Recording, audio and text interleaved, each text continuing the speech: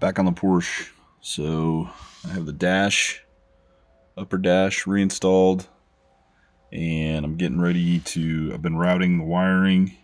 I've got the old DME that I'm going to put back in. I got the gauge assembly with the new tack installed, and I'm going to start putting this all back together and cleaning it up. Okay, so getting this gauge cluster reinstalled here. I did wire in, I know I've got it wrapped in electrical tape, but it is, I soldered it in. So I took apart this connector, soldered this line, and this was for the cigarette light. So that's where I got this. It just sits next to, I'm not exactly sure where it mounts, but it shines through this little hole here in the cigarette compartment. Now I don't smoke, obviously, and I don't really like how gnarly this is and don't feel like cleaning it. So I just got this slide-in deal that, I don't know, it's 3D printed somewhere, but it fits in there. I got it on eBay.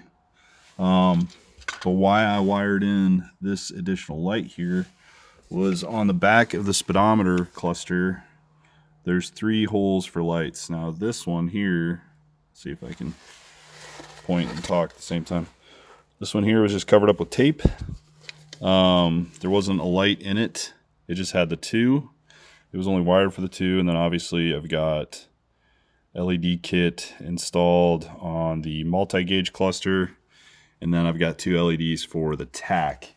But I wanted this to be a little brighter, so I wired in that 3rd light, and it fits right in that hole there. So this is for a light that I really don't use that much.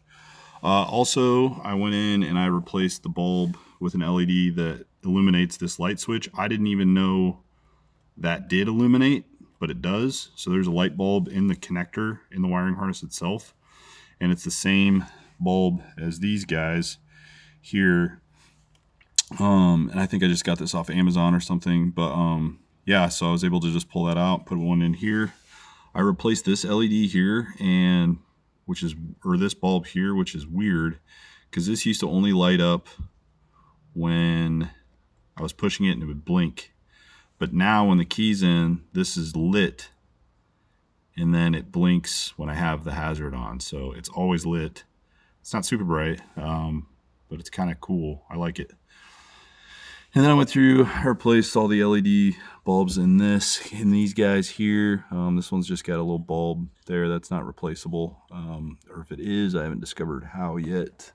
I think it already is an LED, or it's some type of small incandescent that's in the switch itself. And I don't know how to get to it, so I'm not going to break that in trying to figure that out. So I'm just going to leave that. It lights up red or orange or something, amber, I think, when that's on. And that's fine with me. But yeah, I went through, I reinstalled for the shift indicator. Yeah, automatic, cool. And just replaced all these bulbs. So I think that's gonna be cool. I did install a voltage gauge here. This looks like a Casio calculator when it displays the voltage. So I was like, yeah, 80's enough. I don't mind it. It's just, I'm gonna wire it into a fuse that is just on when the ignition's on, so that it's not, I don't have to put a separate switch in for it. Anyways, I'm gonna get back to this.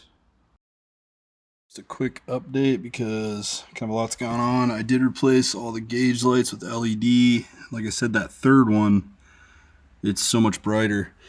There's also this switch here. I didn't know that was a light, but it is, and I replaced that with an LED, so it lights up now. And then I replaced the hazard one that lights up when the headlights are on. So it didn't do that before. And then LEDs kind of all the way around. But yeah, they've all been replaced. I did do one thing today. So if you can see here,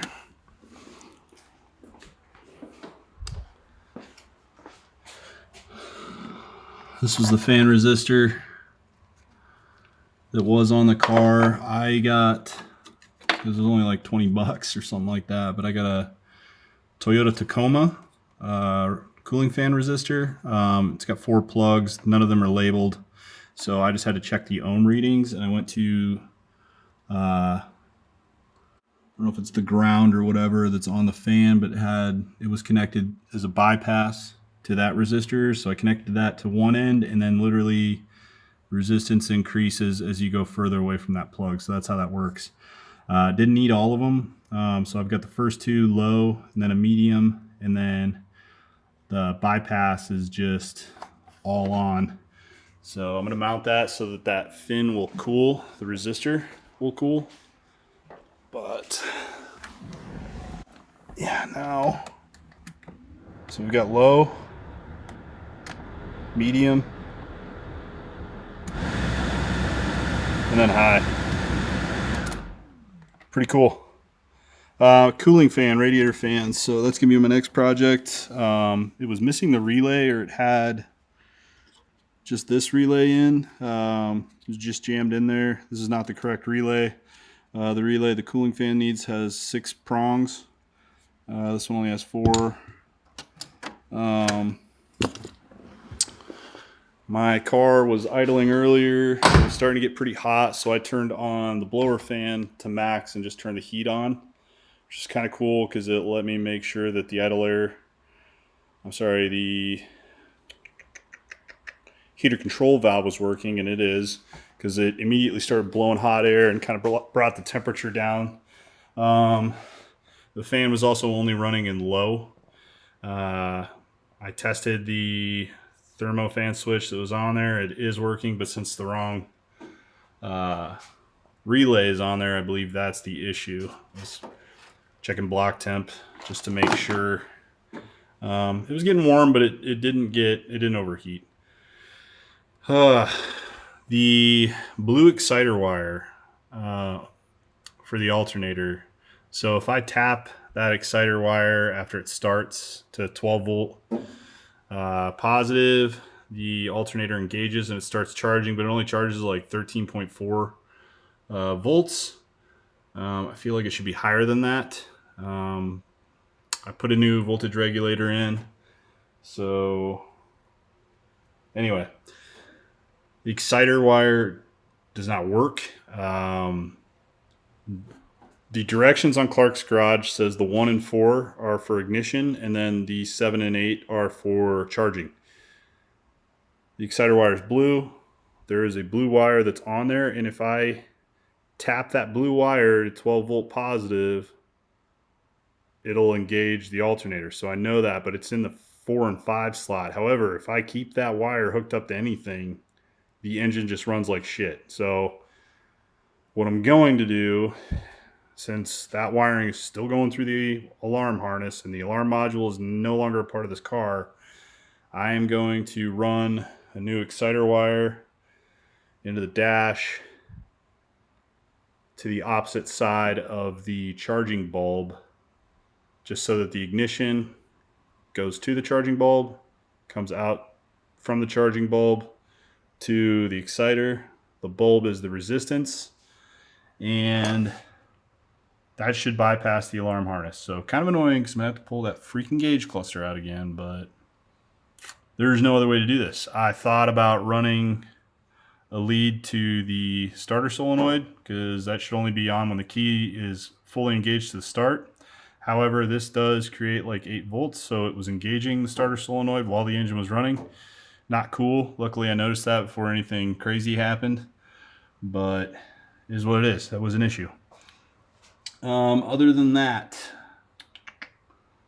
yeah, I'm just tidying some things up here so that I can put this together and get it on all 4 wheels and drive it. So she doesn't look like the prettiest girl in the block, but it's getting there.